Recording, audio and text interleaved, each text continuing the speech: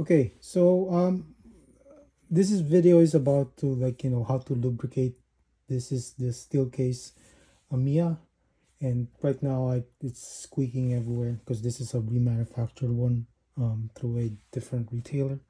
So there's been a couple of videos out on like how to lubricate some parts of it, like the springs, which you use a WD-40, put it in here, whatever, and be able to reduce some of it. In my case, it's not enough.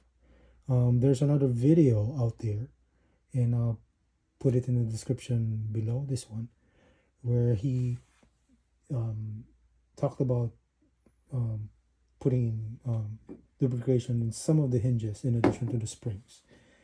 And unfortunately for that video is that he didn't quite explain how to remove this plastic thing.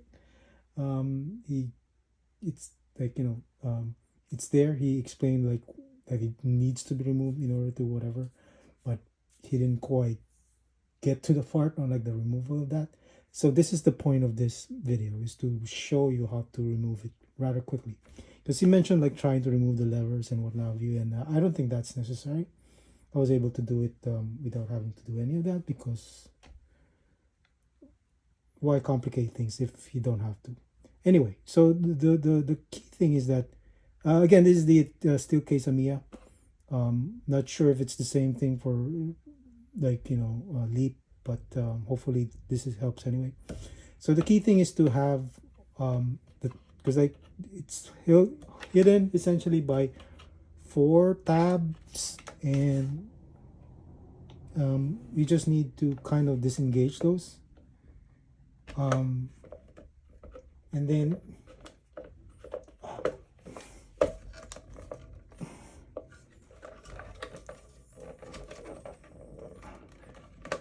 it was easier, and then yeah, it's like it's not that hard. Like I was able to this, and then you can just, this is hooked like this, and then same here, and it's detached.